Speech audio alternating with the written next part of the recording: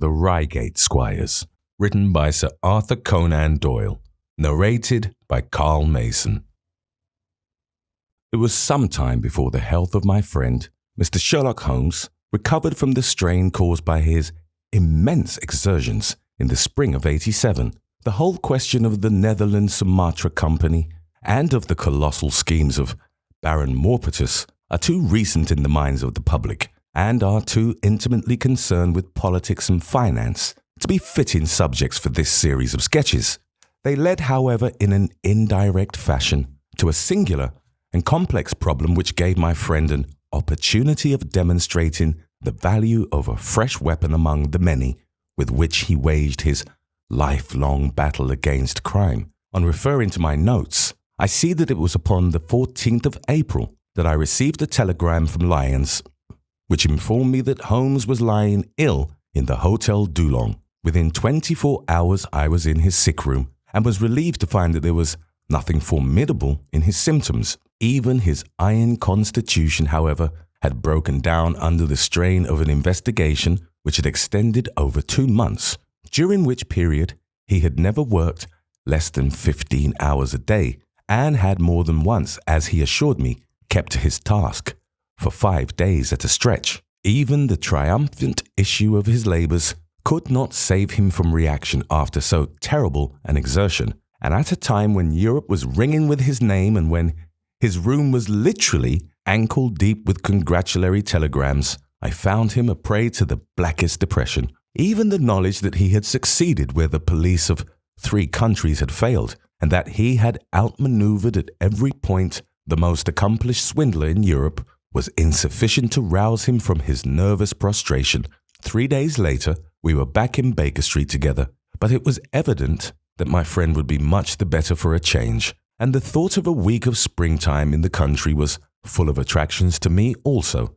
My old friend, Colonel Hayter, who had come under my professional care in Afghanistan, had now taken a house near Reigate in Surrey and had frequently asked me to come down to him upon a visit. On the last occasion, he had remarked that if my friend would only come with me, he would be glad to extend his hospitality to him also. A little diplomacy was needed, but when Holmes understood that the establishment was a bachelor one and that he would be allowed the fullest freedom, he fell in with my plans, and a week after our return from Lyons, we were under the Colonel's roof. Hayter was a fine old soldier who had seen much of the world, and he soon found, as I had expected, that Holmes and he had much in common. On the evening of our arrival, we were sitting in the Colonel's gun room after dinner. Holmes stretched upon the sofa while Hayter and I looked over his little armory of firearms. "By the way," said he suddenly, "I think I'll take one of these pistols upstairs with me, in case we have an alarm." "An alarm?" said I. "Yes. We've had a scare in this part lately. Old Acton, who is one of our county magnates, had his house broken into last Monday. No great damage done, but the fellows are still at large." "No clue?" asked Holmes, cocking his eye at the Colonel. "None as yet, but the affair is a petty one of our little country crimes which must seem too small for your attention, Mr. Holmes, after this great international affair." Holmes waved away the compliment, though his smile showed that it had pleased him. "Was there any feature of interest?" "I fancy not. The thieves ransacked the library and got very little for their pains. The whole place was turned upside down, drawers burst open and presses ransacked, with the result that an odd volume of Pope's Homer, 2 plated candlesticks, an ivory letter-weight, a small oak barometer and a ball of twine are all that have vanished." "What an extraordinary assortment!" I exclaimed. "Oh, the fellows evidently grabbed hold of everything they could get." Holmes grunted from the sofa. "The county police ought to make something of that," said he. "Why, it is surely obvious that—" But I held up a warning finger. "You are here for arrest, my dear fellow. For heaven's sake, don't get started on a new problem when your nerves are all in shreds." Holmes shrugged his shoulders with a glance of comic resignation towards the Colonel, and the talk drifted away into less dangerous channels. It was destined, however, that all my professional caution should be wasted, for next morning the problem obtruded itself upon us in such a way that it was impossible to ignore it, and our country visit took a turn which, neither of us could have anticipated. We were at breakfast when the Colonel's butler rushed in with all his propriety shaken out of him. "Have you heard the news, sir?" he gasped. "At the Cunningham, sir." "Burglary?" cried the Colonel with his coffee cup in mid-air. "Murder." The Colonel whistled. "By Jove," said he. "Who's killed then? The JP or his son?" "Neither, sir. It was William the coachman. Shot through the heart, sir, and never spoke again." "Who shot him then?" "The burglar, sir. He was off like a shot and got clean away. He just broke in at a pantry window when William came on him and met his end in saving his master's property." "What time?" "It was last night, sir, somewhere about 12. "Ah, then we'll step over afterwards," said the Colonel, coolly settling down to his breakfast again. "It's a baddish business," he added when the butler had gone. "He's our leading man about here, is old Cunningham, and a very decent fellow too. He'll be cut up over this, for the man has been in his service for years, and was a good servant. It's evidently the same villains who broke into Acton's and stole that very singular collection," said Holmes thoughtfully. "Precisely. It may prove the simplest matter in the world, but all the same at first glance, this is just a little curious, is it not? A gang of burglars acting in the country might be expected to vary the scene of their operations, and not to crack 2 cribs in the same district within a few days. When you spoke last night of taking precautions, I remember that it passed through my mind that this was probably the last parish in England to which the thief or thieves would be likely to turn their attention, which shows that I have still much to learn." "I fancy it's some local practitioner," said the Colonel. "In that case, of course, Acton's and Cunningham's are just the places he would go for, since they are far the largest about here, and richest. Well, they ought to be, but they've had a lawsuit for some years which has sucked the blood out of both of them. I fancy old Acton had some claim on half Cunningham's estate, and the lawyers have been at it with both hands. If it's a local villain, there should not be much difficulty in running him down," said Holmes with a yawn. "All right, Watson, I don't intend to meddle." "Inspector Forrester, sir," said the butler, throwing open the door. The official, a smart, keen-faced young fellow, stepped into the room. "Good morning, Colonel," said he. "I hope I don't intrude, but we hear that Mr. Holmes of Baker Street is here." The Colonel waved his hand towards my friend, and the inspector bowed. "We thought that perhaps you would care to step across, Mr. Holmes." "The fates are against you, Watson," said he, laughing. "We were chatting about the matter when you came in, Inspector. Perhaps you can let us have a few details." As he leaned back in his chair in the familiar attitude, I knew that the case was hopeless. "We had no clue in the Acton affair, but here we have plenty to go on, and there's no doubt it is the same party in each case. The man was seen." "Ah, yes, sir, but he was off like a deer after the shot that killed poor William Kerwin was fired. Mr. Cunningham saw him through the window, and Mr. Alec Cunningham saw him from the back passage. It was 12:15 when the alarm broke out. Mr. Cunningham had just got into bed, and Mr. Alec was smoking a pipe in his dressing gown. They both heard William the coachman calling for help, and Mr. Alec ran down to see what was the matter. The back door was open, and as he came to the foot of the stairs, he saw 2 men wrestling together outside. One of them fired a shot, the other dropped, and the murderer rushed across the garden and over the hedge. Mr. Cunningham, looking out of his bedroom, saw the fellow as he gained the road, but lost sight of him at once. Mr. Alec stopped to see if he could help the dying man, and so the villain got clean away. Beyond the fact that he was a middle-sized man and dressed in some dark stuff, we have no personal clue, but we are making energetic inquiries, and if he is a stranger, we shall soon find him out." "What was this William doing there? Did he say anything before he died?" "Not a word.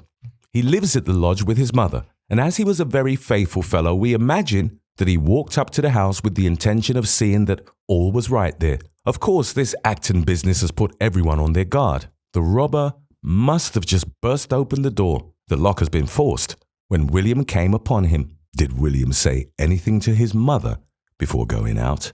"She is very old and deaf, and we can get no information from her. The shock has made her half-witted, but I understand that she was never very bright. There is one very important circumstance, however. Look at this." He took a small piece of torn paper from a notebook and spread it out upon his knee. "This was found between the finger and thumb of the dead man. It appears to be a fragment torn from a larger sheet. You will observe that the hour mentioned upon it is the very time at which the poor fellow met his fate. You see that his murderer might have torn the rest of the sheet from him, or he might have taken this fragment from the murderer. It reads almost as though it were an appointment. Holmes took up the scrap of paper, a facsimile of which is here reproduced. Presuming that it is an appointment, continued the inspector, it is of course a conceivable theory that this William Kerwin, though he had the reputation of being an honest man, may have been in league with the thief. He may have met him there, may have helped him to break in the door, and then they may have fallen out between themselves. This writing is of extraordinary interest, said Holmes, who had been examining it with intense concentration. These are much deeper waters than I had thought. He sank his head upon his hands, while the inspector smiled at the effect which his case had had upon the famous London specialist. Your last remark, said Holmes presently, as to the possibility of there being an understanding between the burglar and the servant, and this being a note of appointment from one to the other, is an ingenious and not entirely impossible supposition. But this writing opens up. He sank his head into his hands again and remained for some minutes in the deepest thought. When he raised his face again, I was surprised to see that his cheek was tinged with colour and his eyes as bright as before his illness. He sprang to his feet with all his old energy. I'll tell you what, said he. I should like to have a quiet little glance into the details of this case. There is something in it which fascinates me extremely. If you will permit me, Colonel, I will leave my friend Watson and you, and I will step round with the inspector to test the truth of one or two little fancies of mine. I will be with you again in half an hour. An hour and a half elapsed before the inspector returned alone. Mr. Holmes is walking up and down in the field outside, said he. He wants us all four to go up to the house together. To Mr. Cunningham's? Yes, sir. What for? The inspector shrugged his shoulders. I don't quite know, sir. Between ourselves, I think Mr. Holmes had not quite got over his illness yet. He's been behaving very queerly, and he is very much excited. I don't think you need alarm yourself, said I. I have usually found that there was method in his madness. Some folks might say there was madness in his method, muttered the inspector. But he's all on fire to start, Colonel, so we had best go out if you're ready. We found Holmes pacing up and down in the field, his chin sunk upon his breast and his hands thrust into his trousers pockets. The matter grows in interest, said he. Watson, your country trip has been a distinct success. I have had a charming morning. You have been up to the scene of the crime, I understand, said the Colonel. Yes, the inspector and I have made quite a little reconnaissance together. Any success? Well, we have seen some very interesting things. I'll tell you what we did as we walk. First of all, we saw the body of this unfortunate man. He certainly died from a revolver wound as reported. Had you doubted it then? Oh, it is well to test everything. Our inspection was not wasted. We then had an interview with Mr. Cunningham and his son, who were able to point out the exact spot where the murderer had broken through the garden hedge in his flight. That was of great interest. Naturally. Then we had a look at this poor fellow's mother. We could get no information from her, however, as she is very old and feeble. And what is the result of your investigations? The conviction that the crime is a very peculiar one. Perhaps our visit now may do something to make it less obscure. I think that we are both agreed, Inspector, that the fragment of paper in the dead man's hand, bearing as it does the very hour of his death written upon it, is of extreme importance. It should give a clue, Mr. Holmes. It does give a clue. Whoever wrote that note was the man who brought William Kerwin out of his bed at that hour. But where is the rest of that sheet of paper? I examined the ground carefully in the hope of finding it, said the inspector. It was torn out of the dead man's hand. Why was someone so anxious to get possession of it? Because it incriminated him. And what would he do with it? Thrust it into his pocket, most likely, never noticing that a corner of it had been left in the grip of the corpse. If we could get the rest of that sheet, it is obvious that we should have gone a long way towards solving the mystery. Yes, but how can we get at the criminal's pocket before we catch the criminal? Well, it was worth thinking over. Then there is another obvious point. The note was sent to William. The man who wrote it could not have taken it otherwise, of course. He might have delivered his own message by word of mouth. Who brought the note then? Or did it come through the post? I have made inquiries, said the inspector. William received a letter by the afternoon post yesterday. The envelope was destroyed by him. Excellent, cried Holmes, clapping the inspector on the back. You've seen the postman. It is a pleasure to work with you. Well, here is the lodge, and if you will come up, Colonel, I will show you the scene of the crime. We passed the pretty cottage where the murdered man had lived and walked up an oak-lined avenue to the fine old Queen Anne house, which bears the date of Malplaquet upon the lintel of the door. Holmes and the inspector led us round it until we came to the side gate, which is separated by a stretch of garden from the hedge which lines the road. A constable was standing at the kitchen door. Throw the door open, officer, said Holmes. Now it was on those stairs that young Mr. Cunningham stood and saw the two men struggling just where we are. Old Mr. Cunningham was at that window, the second on the left, and he saw the fellow get away just to the left of that bush. Then Mr. Alec ran out and knelt beside the wounded man. The ground is very hard, you see, and there are no marks to guide us. As he spoke, two men came down the garden path from round the angle of the house. The one was an elderly man with a strong, deep-lined, heavy-eyed face. The other, a dashing young fellow, whose bright, smiling expression and showy dress were in strange contrast with the business which had brought us there. Still at it, then, said he to Holmes. I thought you Londoners were never at fault. You don't seem to be so very quick after all. Ah, you must give us a little time, said Holmes good-humouredly. You'll want it, said young Alec Cunningham. Why, I don't see that we have any clue at all. There's only one, answered the inspector. We thought that if we could only find— Good heavens, Mr. Holmes, what is the matter? My poor friend's face had suddenly assumed the most dreadful expression. His eyes rolled upwards.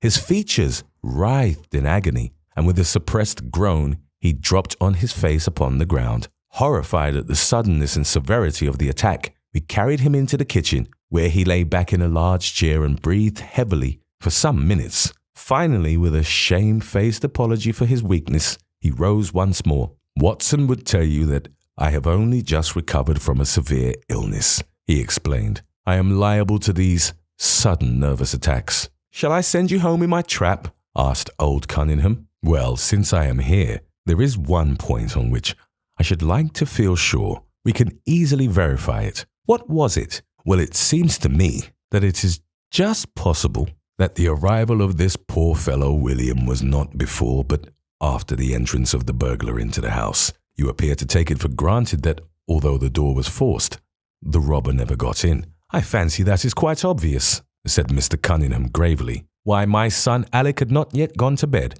and he would certainly have heard anyone moving about. Where was he sitting? I was smoking in my dressing room. Which window is that? The last on the left, next my father's. Both of your lamps were lit, of course. Undoubtedly. There are some very singular points here, said Holmes, smiling. Is it not extraordinary that a burglar, and a burglar who had had some previous experience, should deliberately break into a house at a time when he could see from the lights that two of the family were still afoot? He must have been a cool hand. Well, of course, if the case were not an odd one, we should not have been driven to ask you for an explanation, said young Mr. Alec. But as to your ideas that the man had robbed the house before William tackled him, I think it's a most absurd notion. Wouldn't we have found the place disarranged and missed the things which he had taken? It depends on what the things were, said Holmes. You must remember that we are dealing with a burglar who is a very peculiar fellow and who appears to work on lines of his own. Look, for example, at the clear lot of things which he took from Acton's. What was it? A ball of string, a letter weight, and I don't know what other odds and ends. Well, we are quite in your hands, Mr. Holmes, said old Cunningham. Anything which you or the inspector may suggest will most certainly be done. In the first place, said Holmes, I should like you to offer a reward. Coming from yourself, for the officials may take a little time before they would agree upon the sum, and these things cannot be done too promptly. I have jotted down the form here, if you would not mind signing it. £50 was quite enough, I thought. I would willingly give 500, said the J.P., taking the slip of paper and the pencil which Holmes handed to him. "This is not quite correct, however," he added, glancing over the document. I wrote it rather hurriedly. "You see, you begin, 'Whereas at about 1:45 on Tuesday morning, an attempt was made,' and so on. It was at 11:45, as a matter of fact." I was pained at the mistake, for I knew how keenly Holmes would feel any slip of the kind. It was his speciality to be accurate as to fact, but his recent illness had shaken him, and this one little incident was enough to show me that he was still far from being himself. He was obviously embarrassed for an instant, while the inspector raised his eyebrows and Alec Cunningham burst into a laugh. The old gentleman corrected the mistake, however, and handed the paper back to Holmes. "Get it printed as soon as possible," he said. "I think your idea is an excellent one." Holmes put the slip of paper carefully away into his pocketbook. "And now," said he, "it really would be a good thing that we should all go over the house together and make certain that this rather erratic burglar did not, after all, carry anything away with him." Before entering, Holmes made an examination of the door which had been forced. It was evident that a chisel or strong knife had been thrust in, and the lock forced back with it. We could see the marks in the wood where it had been pushed. "You don't use bars, then?" he asked. "We have never found it necessary." "You don't keep a dog?" "Yes, but he is chained on the other side of the house." "When do the servants go to bed?" "About 10. I understand that William was usually in bed also at that hour." "Yes." "It is singular that on this particular night he should have been up.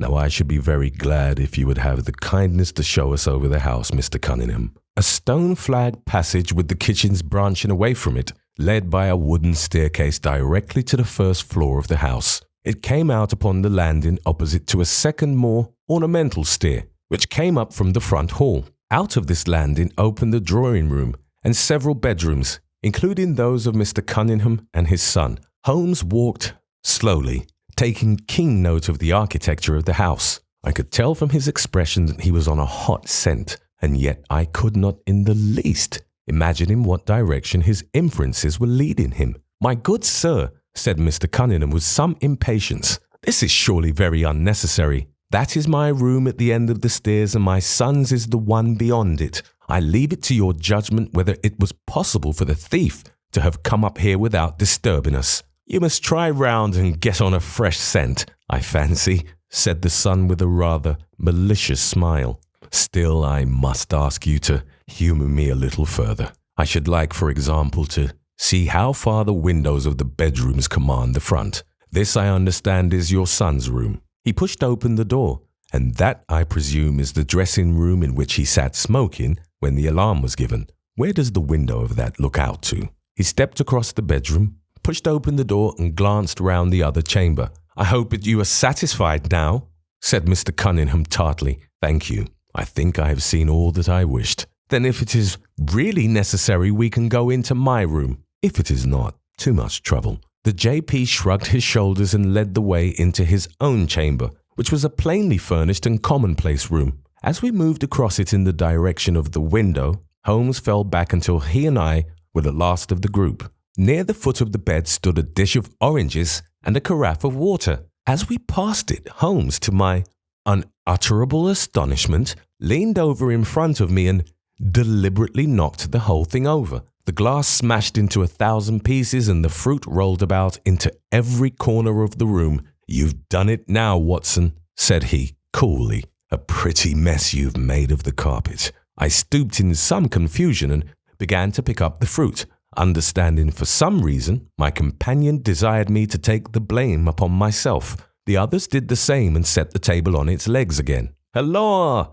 cried the inspector. "Where's he got to?" Holmes had disappeared. "Wait here an instant," said young Alec Cunningham. "The fellow is off his head, in my opinion. Come with me, father, and see where he has got to." They rushed out of the room, leaving the inspector, the colonel, and me staring at each other. "Upon my word, I am inclined to agree with Master Alec," said the official. "It may be the effect of this illness, but it seems to me that—" His words were cut short by a sudden scream of "Help! Help! Murder!" With a thrill, I recognized the voice of that of my friend. I rushed madly from the room onto the landing. The cries which had sunk down into a hoarse, inarticulate shouting, came from the room which we had first visited. I dashed in and on into the dressing room beyond. The two Cunninghams were bending over the prostrate figure of Sherlock Holmes, the younger clutching his throat with both hands, while the elder seemed to be twisting one of his wrists. In an instant, the three of us had torn them away from him, and Holmes staggered to his feet, very pale and evidently greatly exhausted. "Arrest these men, Inspector," he gasped. "On what charge?" "That of murdering their coachman, William Curwen." The inspector stared about him in bewilderment. "Oh, come now, Mr. Holmes," said he at last. "I'm sure you don't really mean to—" "Tut, man, look at their faces," cried Holmes curtly. "Never, certainly have I seen a plainer confession of guilt upon human countenances." The older man seemed numbed and dazed, with a heavy, sullen expression upon his strongly marked face. The son, on the other hand, had dropped all that jaunty, dashing style which had characterized him, and the ferocity of a dangerous wild beast gleamed in his dark eyes and distorted his handsome features. The inspector said nothing, but stepping to the door, he blew his whistle. Two of his constables came at the call. "I have no alternative, Mr. Cunningham," said he. "I trust that this may all prove to be an absurd mistake, but you can see that, would you—" "Drop it!" He struck out with his hand, and a revolver which the younger man was in the act of cocking clattered down upon the floor. "Keep that," said Holmes, quietly putting his foot upon it. "You'll find it useful at the trial. But this is what we really wanted." He held up a little crumpled piece of paper. "The remainder of the sheet!" cried the inspector. "Precisely. And where was it?" "Where I was sure it must be. I'll make the whole matter clear to you presently. I think, Colonel, that you and Watson might return now, and I will be with you again in an hour at the furthest. The inspector and I must have a word with the prisoners, but you will certainly see me back at luncheon time." Sherlock Holmes was as good as his word, for about 1 o'clock he rejoined us in the Colonel's smoking room. He was accompanied by a little elderly gentleman who was introduced to me as the Mr. Acton whose house had been the scene of the original burglary. I wished Mr. Acton to be present while I demonstrated this small matter for you, said Holmes, for it is natural that he should take a keen interest in the details. "I am afraid, my dear Colonel, that you must regret the hour that you took in such a stormy petrel as I am." "On the contrary," answered the Colonel warmly, "I consider it the greatest privilege to have been permitted to study your methods of working. I confess that they quite surpass my expectations, and that I am utterly unable to account for your result. I have not yet seen the vestige of a clue. I am afraid that my explanation may disillusionize you, but it has always been my habit to hide none of my methods, either from my friend Watson or from anyone who might take an intelligent interest in them. But first, as I am rather shaken by the knocking about which I had in the dressing room, I think that I shall help myself to a dash of your brandy, Colonel. My strength has been rather tried of late. I trust that you had no more of those nervous attacks." Sherlock Holmes laughed heartily. "We will come to that in its turn," said he. "I will lay an account of the case before you in its due order, showing you the various points which guided me in my decision. Pray interrupt me if there is any inference which is not perfectly clear to you. It is of the highest importance in the art of detection to be able to recognize, out of a number of facts, which are incidental and which vital. Otherwise, your energy and attention must be dissipated instead of being concentrated.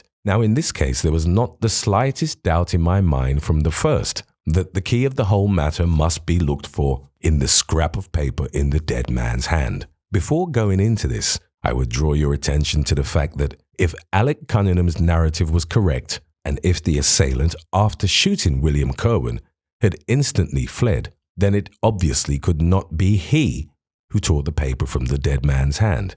But if it was not he, it must have been Alec Cunningham himself, for by the time that the old man had descended, several servants were upon the scene. The point is a simple one, but the inspector had overlooked it because he had started with the supposition that these county magnates had had nothing to do with the matter. Now, I make a point of never having any prejudices, and of following docilely wherever fact may lead me. And so, in the very first stage of the investigation, I found myself looking a little askance at the part which had been played by Mr. Alec Cunningham. And now I made a very careful examination of the corner paper which the inspector had submitted to us. It was at once clear to me that it formed part of a very remarkable document. Here it is. Do you not now observe something very suggestive about it? It has a very irregular look, said the Colonel. My dear sir, cried Holmes, there cannot be the least doubt in the world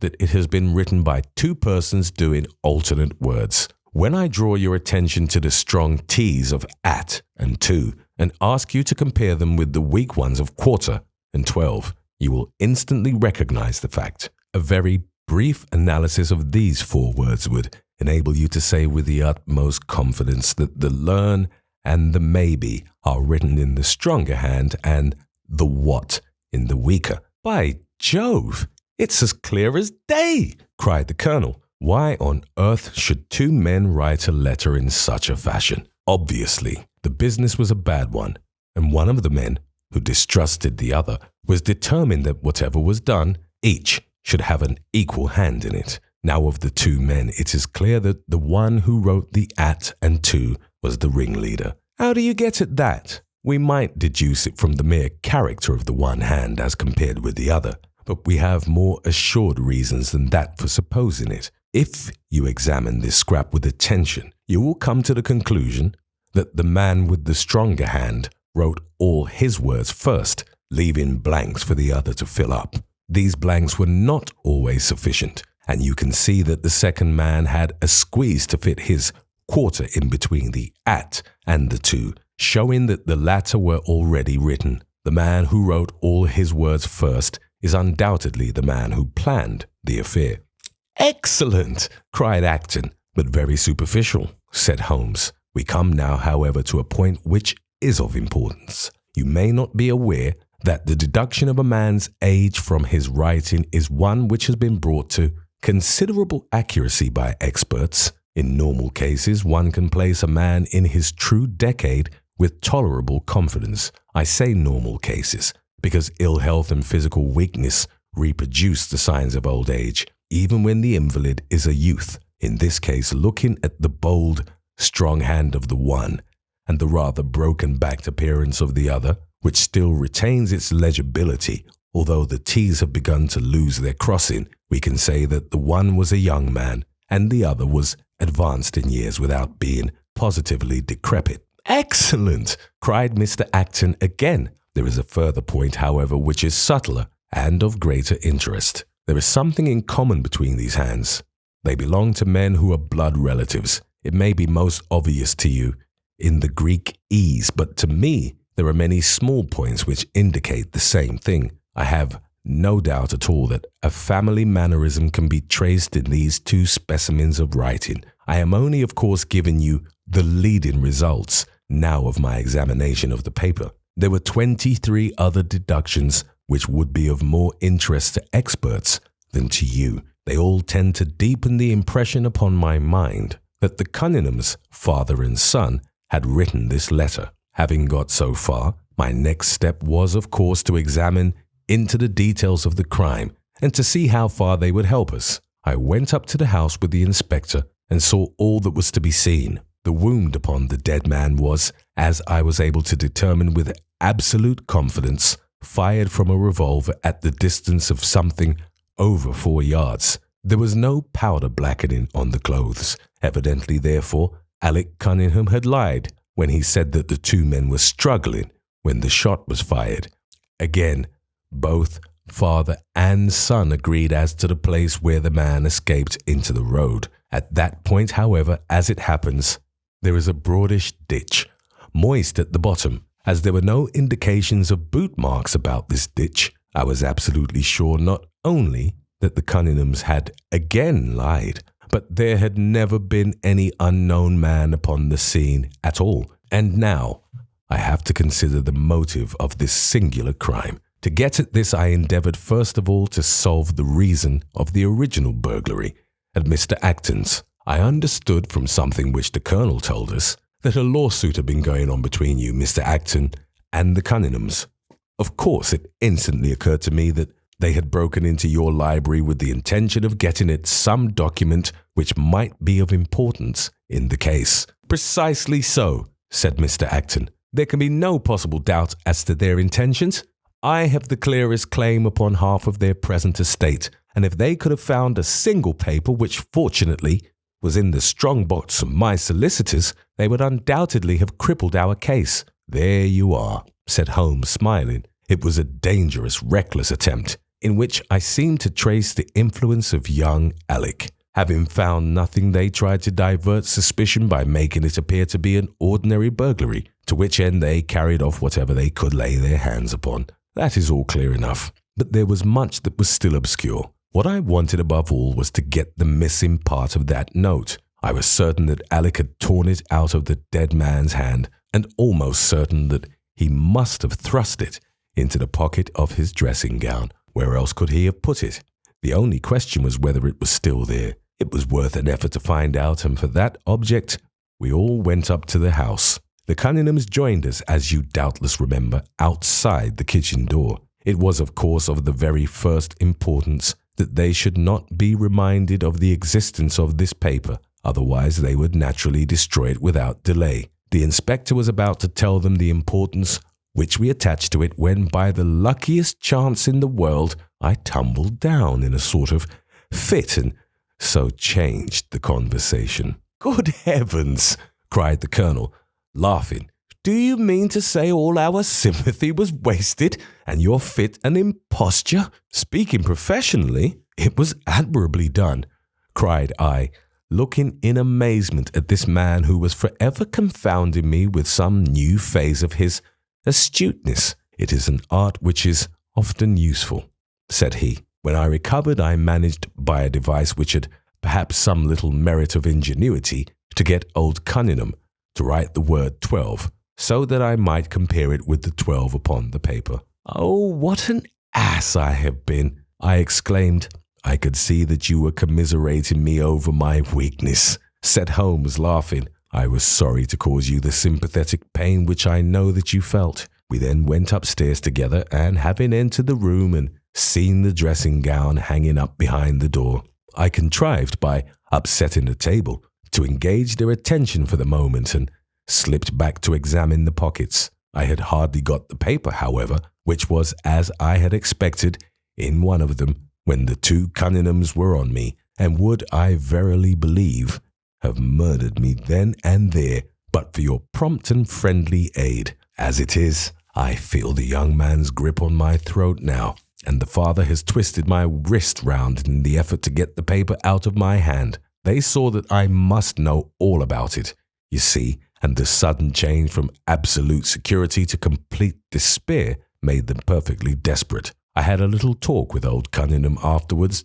as to the motive of the crime. He was tractable enough, though his son was a perfect demon, ready to blow out his own or anybody else's brains if he could have got to his revolver. When Cunningham saw that the case against him was so strong, he lost all heart and made a clean breast of everything. It seems that William had secretly followed his two masters on the night when they made their raid upon Mr. Acton's, and having thus got them into his power, proceeded under threats of exposure to levy blackmail upon them. Mr. Alec, however, was a dangerous man to play games of that sort with. It was a stroke of positive genius on his part to see in the burglary scare which was convulsing the countryside an opportunity of plausibly getting rid of the man whom he feared. William was decoyed up and shot, and had they only got the whole of the note and paid a little more attention to detail in the accessories, it is very possible that suspicion might never have been aroused.